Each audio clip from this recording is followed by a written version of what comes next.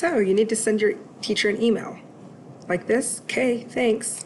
No. Before doing so, make sure you know the proper etiquette for sending school emails. Here are some things to keep in mind. It is important to draft an email that is appropriate and correctly formatted. In order to do that, you need to know the parts of an email. First, we have the recipient, which is who you're writing to. This would be your teacher's name and their school email account. You can also do a carbon copy, which is sending a copy of this email to someone else, like maybe you want to send it to your parents to let them know what you told your teacher. You can also do a BCC, which is a blind carbon copy. We call this a sneak copy. This is when you can send an email to another recipient, but the other people up here do not know that you sent it. Then we have the sender, which is you. So that would be the from, and it would be your school email. Then we have the subject line. This needs to be brief. Do not leave it blank. Just put maybe what hour you have that class and what your question is about. Next, we have the salutation, also called the greeting. This is where you put "Dear" and then your teacher's name and a comma. Next, we have 3 paragraphs, which are the body or the message of the email. It doesn't have to be 3 paragraphs. Hopefully you can get your information across in 1 paragraph. You want to be brief, but yet still give enough details for the teacher to understand what you need help with. You can pause this video right now and watch and read these paragraphs if you want to see a good example of an email. Next, we have the closing. This one, student put "respectfully, Dylan." This is also called the signature block. You don't have to use the word respectfully. You can use sincerely, or I like to go with thanks,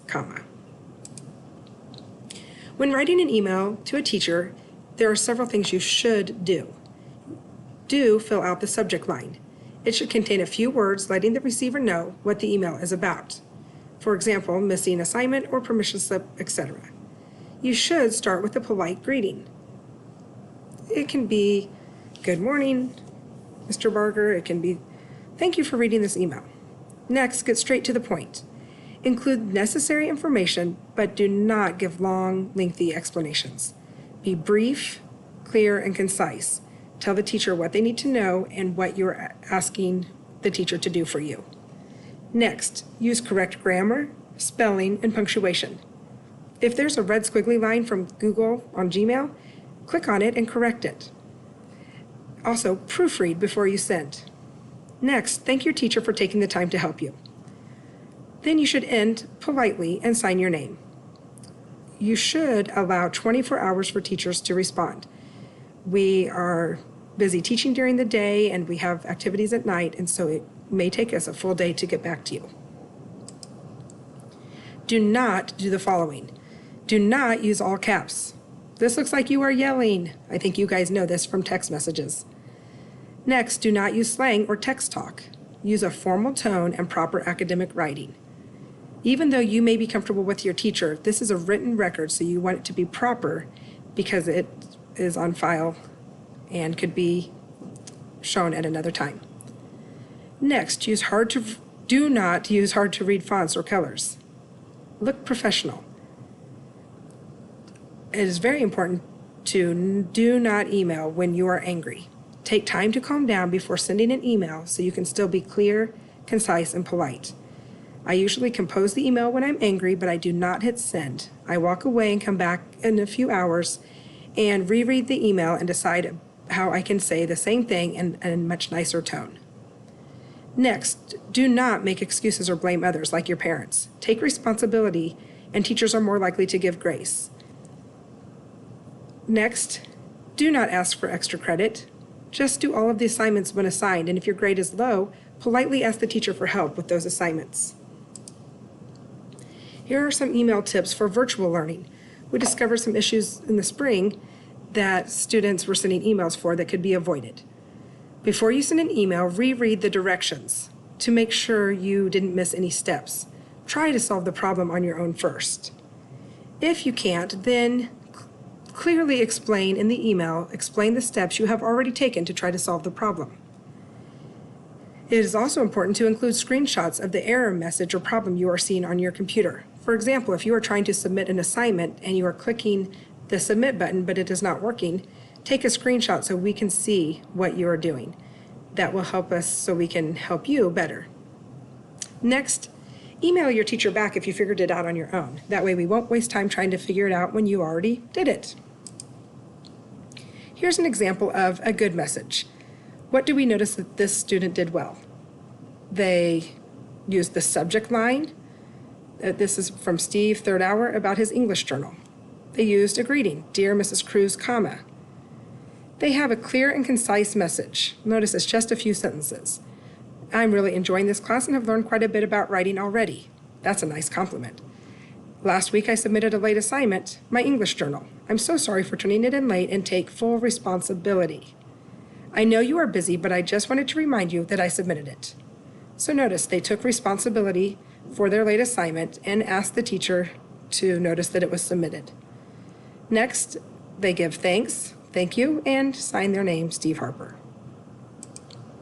Now, what's wrong with this email? So we notice that they have the to and from. The subject line is none. Yo, Melissa, comma. I'm in your class and I need work. When is there going to be extra credit? I turned in a late assignment from last month in the late work basket today. Why haven't you entered it yet? Steve. Okay, take a second to pause the video and think, what did they do wrong?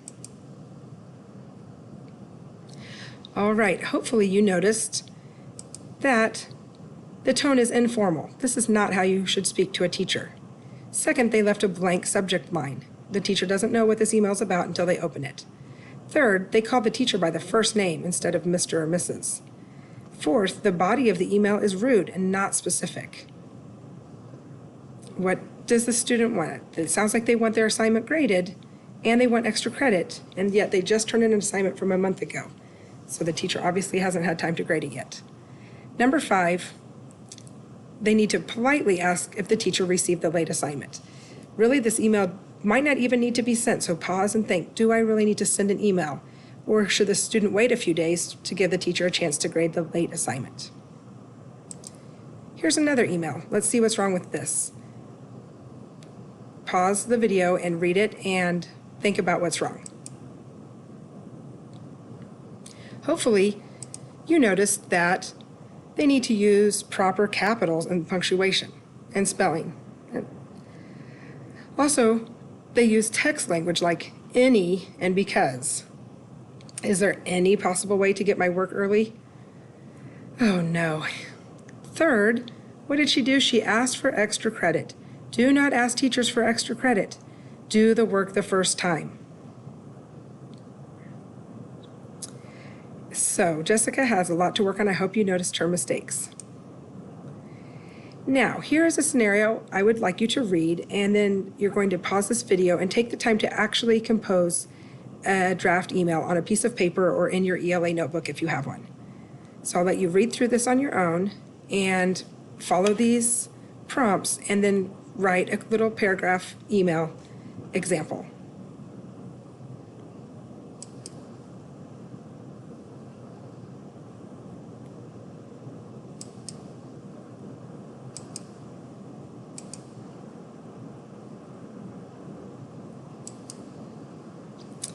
Okay, you are back from practicing your email, so I hope you feel ready to take a little quiz. If not, go back through these videos or through this video or through these slides, which are posted in Schoology, and then you may take the quiz. You may use the notes or this video during the quiz, and you get 2 attempts, but you do not have to do it twice if you like your first score. Okay, thank you and good luck.